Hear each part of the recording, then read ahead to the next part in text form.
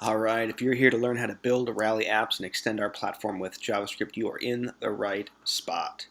In this video, we're going to start coding. We're going to walk through the development environment and build our first custom grid in Rally.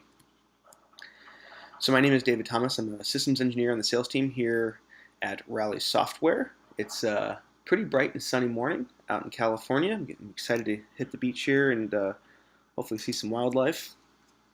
But first, let's talk about some coding.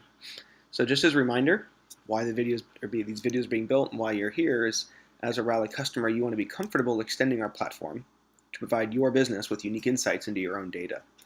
And as part of that acceptance criteria that I've shown in the last several videos is in this particular video, we're going to focus on the third one, which is starting a new app in under 3 minutes. I want you to be comfortable with having the right tools to be able to just start, create a basic template and start coding. And the fourth one is being comfortable to trying, failing, and debugging your JavaScript and learning along the way and not being stressed out about it. So to kick things off, let's start talking a little bit about our development environment. Now, there are a lot of environments out there, and everyone's going to have their own personal preferences, but what I have found has worked out really well, just to cut to the chase, is I like to develop in the Chrome browser because of the development tools. I've also found an extension that gives me a terminal window within Chrome, which is pretty rad. So it saves me having to open up another window, yet another window. We'll use the Rally app builder. That will actually create us a template and sort of set up the configuration for us. So we just have to start coding. And then lastly, we'll use GitHub as a mechanism to save our code and be able to share it down the road. So before you begin this coding and the rest of the video and following along, I highly recommend you follow the steps below, which is install the browser and the terminal extension, install Rally App Builder, and then create yourself an account on GitHub. And if you haven't done any of that, it might be 10 minutes or so. So a good time to hit the pause button. Okay, so assuming you have all that installed, let's get this done. So let's start off in Chrome. And what I like to do when I first start off an app is I like to start in the docs. So I'll start off with the portal to go find the SDK docs. I'll go down to the link here to the SDK 2.0. Now I'm going to have to cheat here just for a second because a new release candidate was pushed out last week, RC2. So I'm just going to put that up in the URL. So that we have the latest docs. The link on the developer portal will get fixed this week. Okay, next thing I want to do is assuming that under the extensions you have created and installed the one called DevTools Terminal and it's enabled. That's the one that we're going to use to do some coding in. So I go in and I'll go under Tools, JavaScript Console. So here's my console. It is a nice console. And on the right, you'll see terminal. So this terminal is no different than if you had opened up a GNOME terminal in Linux or whatever terminal this is called in Mac. It's the same thing, just one less window. So, so this is where we're going to do some coding, but I need a place to actually get the code and put the code. And so before I write or create a single file, I'm going to go and make sure I have an account on GitHub and a repository on GitHub. So let's go to my location. I happen to already be logged in. Go to my repository. So let's go ahead and create one. So I'll click the new button, and we'll create one called Basic Rally Grid. It is our first app with a Rally Grid. Keep it public. I like to initialize with a README so I have some documentation. Maybe you want to put a license file in there or a git ignore. I usually just kind of leave those empty for now. I'll create a repository. So here we go. We have a URL to Basic Rally Grid. Now in order to clone it, I come down to the lower right here. Here's a clone URL, so I'll copy that. Go back into our developer window, and I'll do my development directory. I'll do git clone. Paste in that link, Basic Rally Grid. It's going to create a subfolder for me. I'll go into Basic Rally Grid, and here you'll see I have my README file. Maybe I'll add a quick doc as to what that is. I already have something there. Cool. It has the description, so I can leave that alone. So at this point, I have a directory where I'm going to write my app. Now I need to seed that with the Rally template. So assuming you've built the Rally app builder, I'll show you there briefly real quick. If you go into the developer portal, our starting point for many things, on the lower right here it says Rally app builder. If you scroll down, there's instructions on how to quickly install it. That's pretty much it. So assuming you've done that, you'll have this command called Rally app builder. So Rally app builder, and I'll say init, and I'll give it a name. I'll just call it the same thing, basic Rally grid. And it created some files for me. Perfect. So it created several things here. One is this app.js. That's where we're going to put all of our JavaScript. We'll spend the entire time in this video on that file. There's also this app debug HTML, and this is going to be critical for having a really tight dev test loop, as you'll see. This is the file we're going to load and do refresh on to test our changes. And it has some dynamic load mechanisms that make it really nice. You don't have to compile code, so to speak. Let's see, the README file, there's an app, some style sheet, or a file for style sheets if you want to tweak the look and feel. You don't have to really though. Config file for your setup in Rally, and then the deploy directory. And if I go into if I list what's in the deploy directory, these are the files that will actually be compiled and ready to go and packaged up to copy and paste and put into your Rally subscription, and we'll do that at the end. Okay, but ultimately, we have some code to edit. So the first thing I'm going to do is I'm going to open up my app debug HTML. Now on Mac I can do that here, it turns out. But ultimately I just want to get it opened up into another tab in the browser. It's going to ask me to log into Rally, which I will promptly do. And you'll see there's nothing here. Well, actually, if you look closely, if you look at the source, here you can see Rally load scripts, blah, blah, Rally this, Rally that. There is code. Here's basic Rally grid. Your project is loaded. It's just that it's not doing anything. There's nothing to see yet. Okay. So let's go make a change so we can see something. So back on our terminal. Now you can use any editor you want. I'm a VI guy. In fact, I have my VI mug. The reason why this mug exists is because every Emacs mug on the planet has been eradicated, just like the editor should. Okay, just kidding. All right, anyway, so if you want to use Sublime or Emacs, you certainly can. Obviously, it's convenient within the terminal here just to use an editor that's on a command line. But and actually, if you just do pwd, you can see this is the directory. So if you use Sublime or Eclipse or IntelliJ or any of these other ones, you just go into that path there and you can edit your files. And the rest of this tutorial will work just fine. So I'm going to edit my file. Now this is the code that represents your app. It's a very small amount of code. I'll give it some explanation in a second. But first, let's just go ahead and in our launch method here, let's use our spit something out to the console. We'll call our first app root. Okay. So the console is going to print something out to the internal browser's console, which is kind of nice. Now I can switch over to the app over here, and I want to turn the console on. So I'll come back over again and turn on my JavaScript console. And then I'll do a refresh. And what you see in the console is our first app, Woot. Okay. Perfect. We have a running app, end-to-end. Downloaded the template, made a quick change to the code. It gets run by the browser, and we spit out the output in the console window below. So that is a full round-trip app. It doesn't do anything particularly sexy, but we know that we have a full environment. Now, one thing you notice is I've had to switch between my tabs, the doc tab and the development test tab. And I noticed on the Mac, at least on the Mac, I can use Command 1 and Command 2 to toggle between those two tabs. Now, what's funny is that yesterday when I was kind of walking through my workflow for this, I used to have my terminal tag here on the bottom with the code, so I could kind of I could write some code and then refresh and test, and write some more code and refresh and test. But what I noticed is that I was always toggling back to the SDK docs. So if I was looking at if I was coming in and looking at like say like the configurations or the methods to call or some events, and I needed to have the the blocks of examples available so I could code against that. So as of yesterday, now I like my terminal on the SDK, and I can switch over and quickly refresh, which, by the way, I use Command R to refresh, and that makes it real nice. So I just use Command 1, 2, R, and back to 1, and that is my entire dev and test cycle without using the mouse. All right, so let's do something interesting.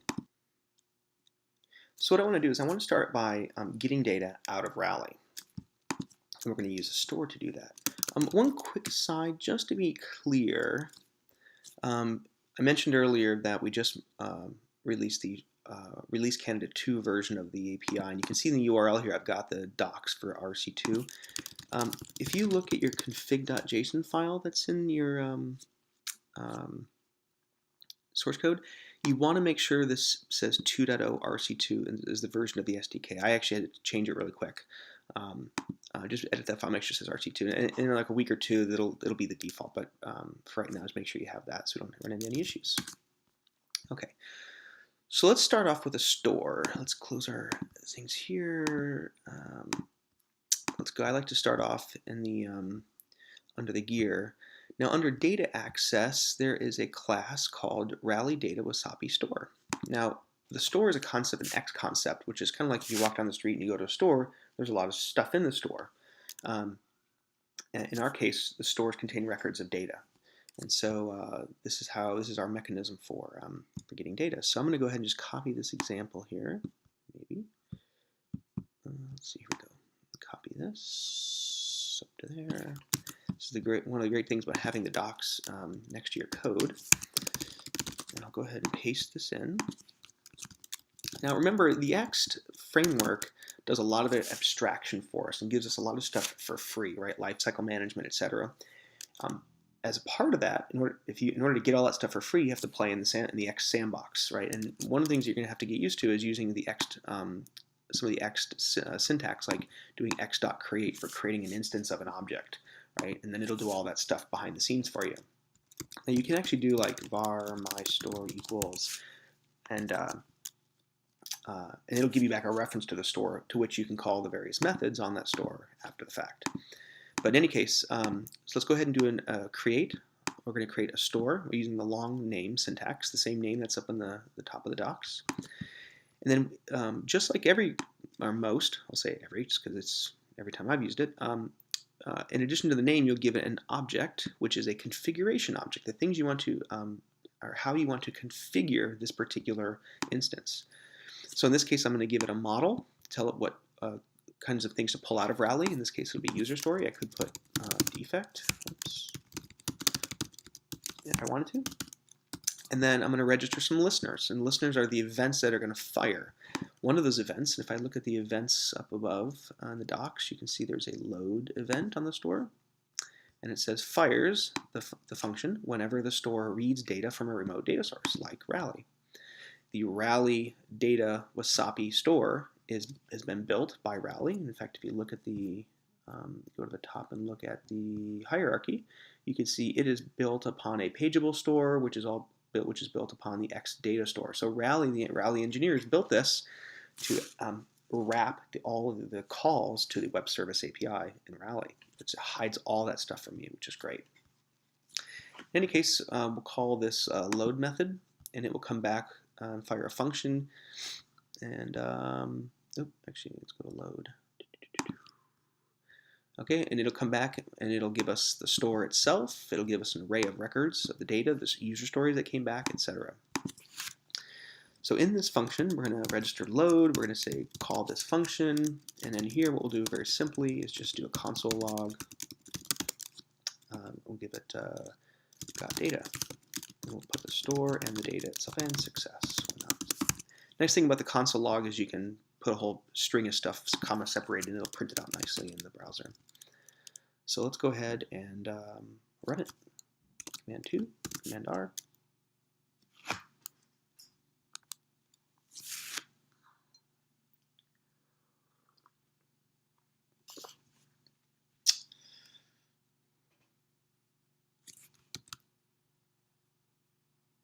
I expected to have something. Oh. So, one thing you need to know about stores is there is a configuration option called auto load. And auto load basically says if auto load is true, the store's load method will automatically be called after creating the object. The trick is that this defaults to false. So you actually have to add a configuration property called auto load true. I've been bit by this so many times. I'm happy to pass along this tip with stores. Right, they don't want your stores just fire automatically, I guess, because then it'll start just arbitrarily getting data. And sometimes you want to create a store and then do some more manipulation and then manually invoke the load. So that's why auto load has to be set to true explicitly. All right, so let's do a reload every time. And okay, so it did take it took a second to get data back, which is fine. But here we can see it says got data. We put our store. So if I open up the object here for the store, and I like to go down to this proto one, and it kind of tells me a little bit more about the actual class name. So it says, hey, yeah, you're a Wasabi store. Cool. And then I'll look down here. Now you can see I have an array of data, 200 records. If I go into one of these just to kind of take a look around, you can kind of smell, look for some smells or sniff out some things like hierarchical requirements. So it's a store, user story in Rally. Remember that was that funny name I mentioned in the video too. If you go down to raw, here's the actual raw data from Rally. So here's name of a story, the type, it's a hierarchical requirement, and some metadata, etc. Okay, so we have data coming out of Rally, and success was true. Perfect. That's a great first step. So now that we have data, what we want to do is we want to put it inside of a grid. So let's go look up grid. And you can type in the upper right up here, you can type maybe.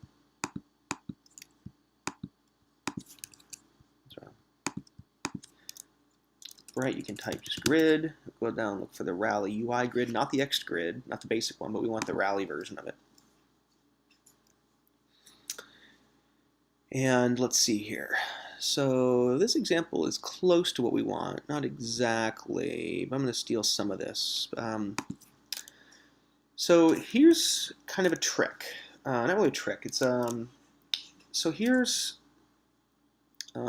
something to understand about the store and JavaScript and JavaScript in general is that much of what you'll see in JavaScript are asynchronous calls. That is, when the code is executing, when the browser is executing your code, like in the case of the store, it comes into launch, spits out the console log, it comes to the store, it creates it, returns the variable, and then it finishes.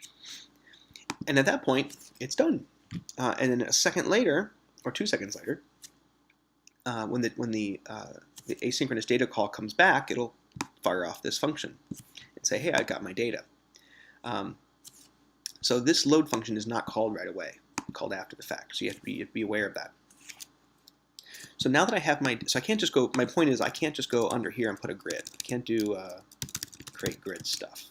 Because what will happen is it'll just create the store, it's empty, and there's no data, it'll create a grid, it's got no data, it'll spit up an empty grid, and you're like, wait a minute, why? I should have data, right? It doesn't work like that.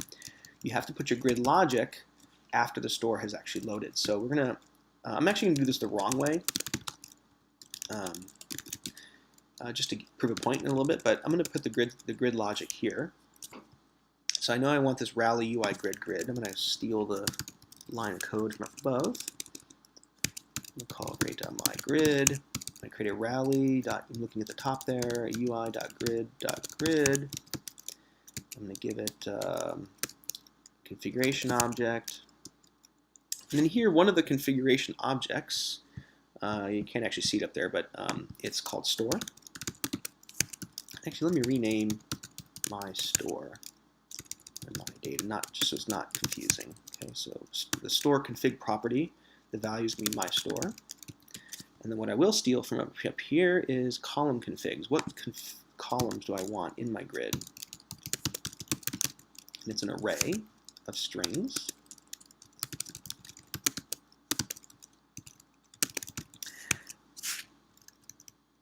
Now keep in mind that the columns of your grid have to match the names of what you're actually fetching out of Rally, right?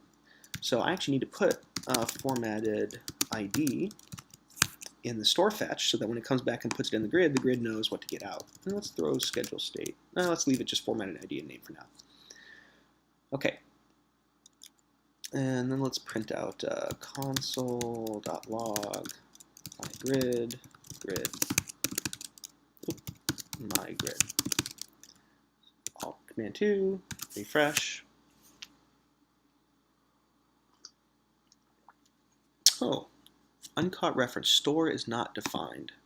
The load method, store is not defined. Load method, I got called store. Oh, in the console log. Ha! Remember I changed the variable names? Well, I forgot to do it in the console log too. Okay. My data. Okay. Command 2, Command R. Our first app. Perfect. Oh. Got rid of that all. Okay, a little bit of debugging. There we go.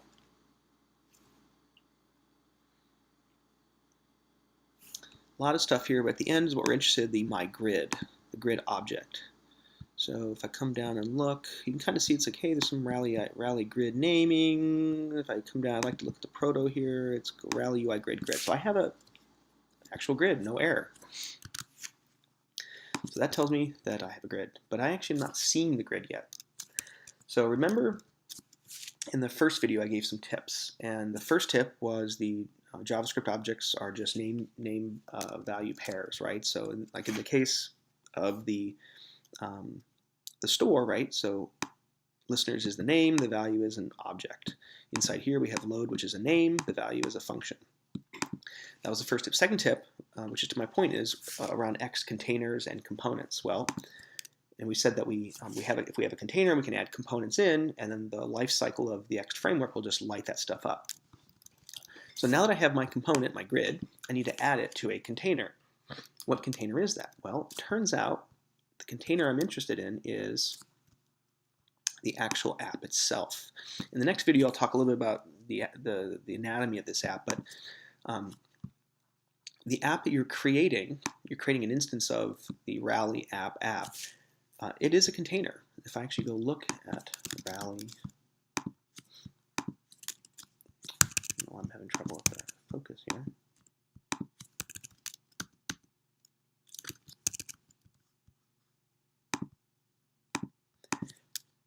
If we go look up in the top, if we go look for rally.app.app,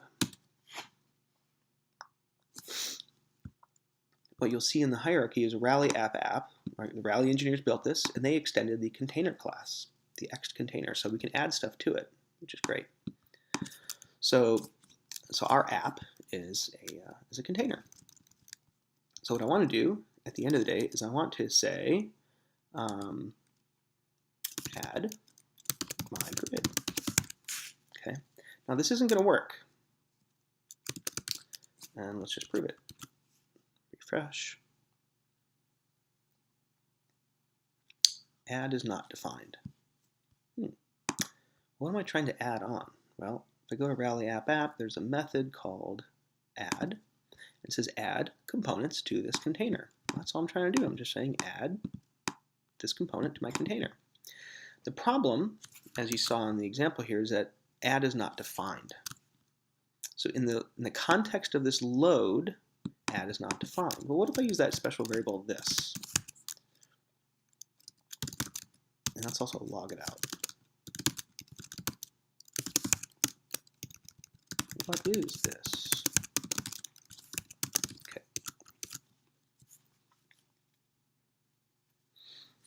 So what we see, what is this? Well, we have an object. If we scroll down to proto, we see that this is a Rally Data Wasapi store. Right? That in itself is its own component, but it has nothing to do with like the app at large, right? And actually being able to visualize stuff. So the trick here, what we need to do is we need to pass in, we need to tell this load function, hey, by the way, the context that we want you to be aware of is the actual app itself, because the app is what we want to add to. In order to pass that in, Let's actually trim some of this a bit. The trick here is in the listeners block of the store, we're going to tell it to change its reference to this and pass in a new context. We can do that simply by adding scope is the name, and the value is going to be this. Because at the time of store creation, this variable is going to point to the app, and now we're going to throw it into the listeners block, and we'll see that when we do the console log here. A little bit of trickery. Let's just run it and see what happens. Oh, we have a grid. Okay, look at the debug down below.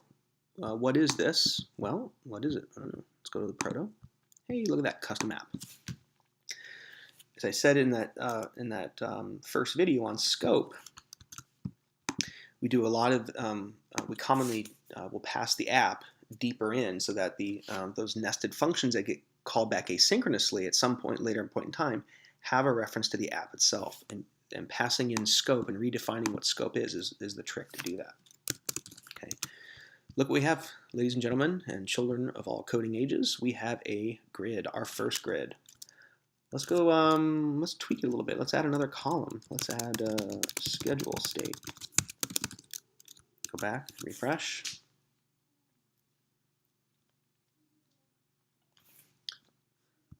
On the right, boom, we have schedule state. It's even editable. Look at that. And what did you do to get that functionality? Nothing. That's awesome. Rally engineers are awesome. Okay, let's talk a little bit about code, because this code is a little bit messy.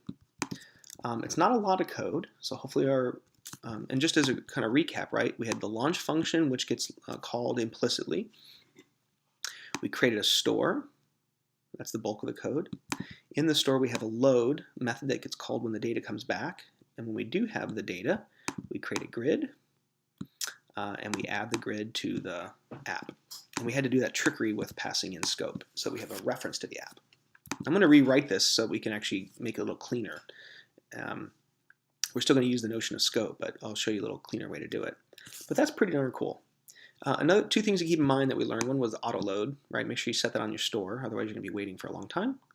And the other thing was in the store, the values of what you can fetch out of Rally, those are defined in the Wasabi docs, right? That with the main objects, where you click on the object and you see all the attributes. Those are the valid names.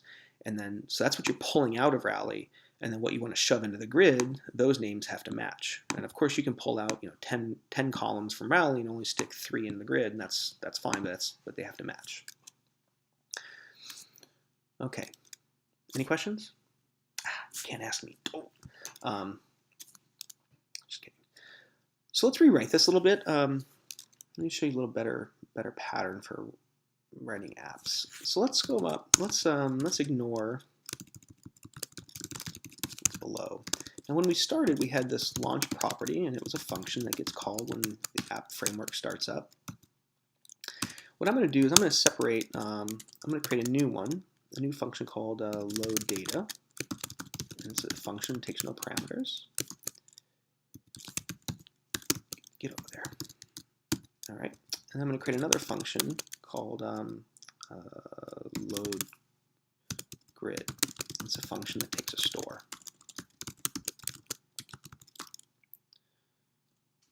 Okay. Now you'll notice it's just a convention here that I put the underscores. It's just it tells whoever's reading the code that these are sort of internal private methods meant to be called internally. It's just a convention, sort of a JavaScript convention. But so what I would have done when I first sat down after getting a cup of coffee is I would have had launch, just steal some code, print out our console log, that was sort of our debug, and then I would call load data. Okay. Load data would go and actually do the data loading. So let's go grab the store. That's our data. Bonk. I think I grabbed one too many braces there, so I'll be careful on that. Get rid of this guy. I think we can go down and actually, yeah, we can get rid of the launch, the old one. So we have our new stuff there. And then, so we have our store, which is good. And then we also have our grid. Let's refactor out the grid stuff. Boom. And stick that down in load grid. And shift that over. There we go. Okay.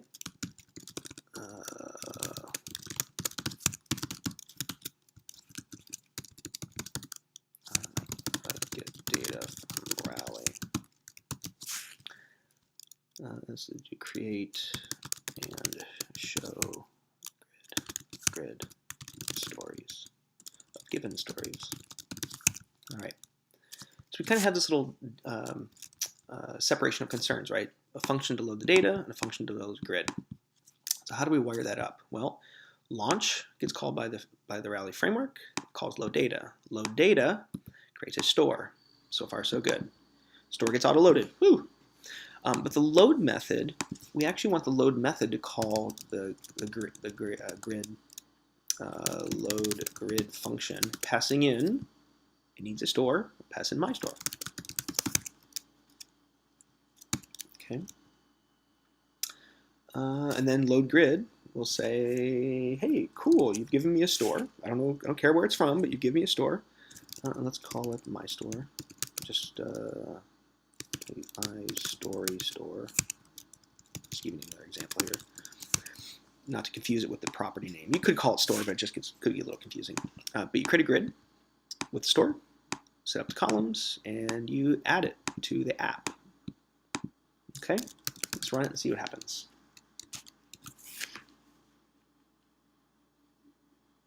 Uncaught reference, load data not defined. Load data not defined.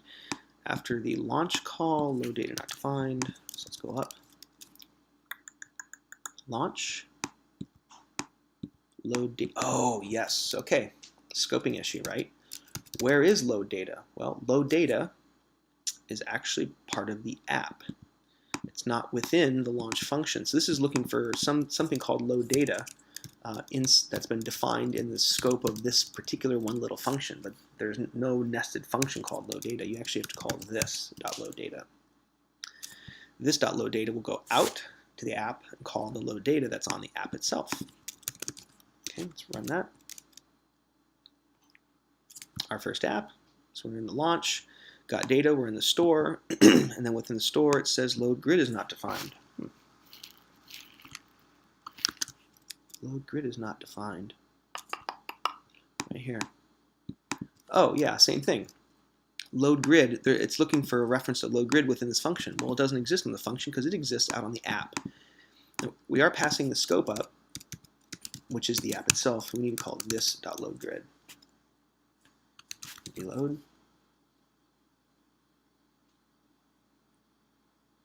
Boom. Shazam. Look at that. That's awesome. That is awesomeness. Okay. This is pretty much the app I want to leave for today. Isn't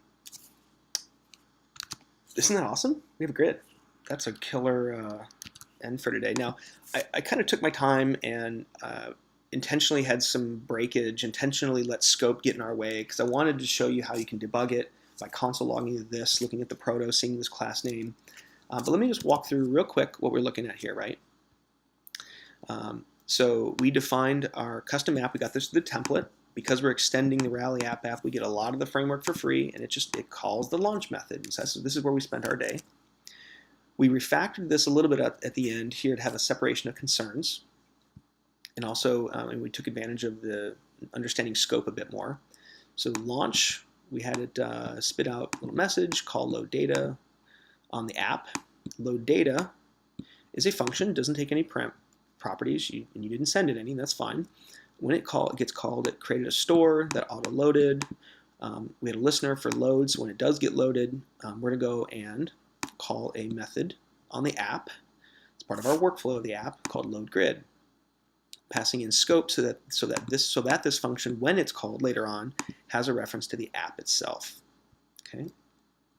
And when this function gets called, it gets a reference to the store, to the data and stuff, but this is sort of that, it's that omnipresent reference to some context, and we can just give it the app.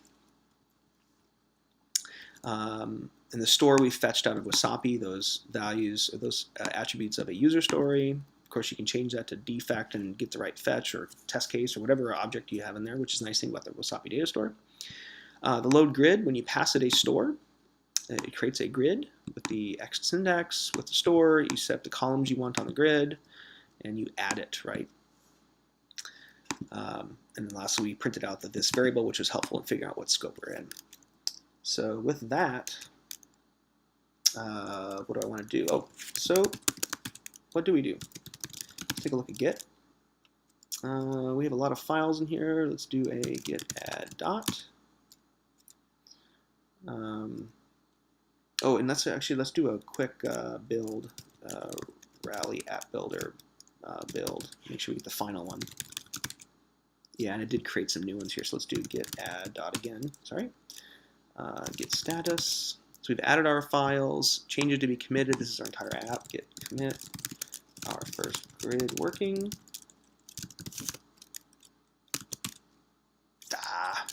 Bash.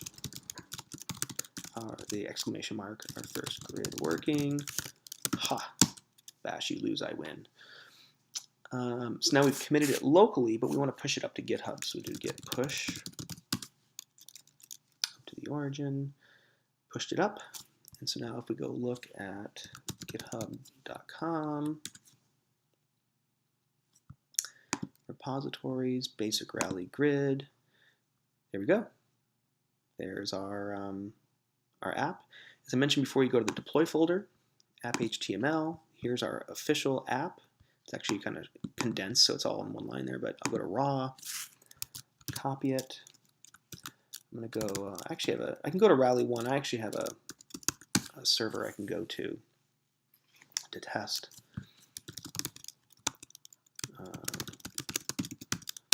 So log into there, and let's test out our official app. Don't you love our new UI? It's awesome. It's so modern. Let's see. So I'm going to create a new, heck, I'll just add it to here. Add an app. Custom HTML.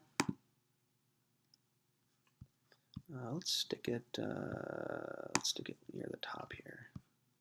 Right near the top, front and center. That didn't let go in time. Oh, a little higher. Okay, front and center. A grid of stories, and I'll paste in my code. Let's see what it looks like in Rally. Shazam, that's awesome. All of our stories.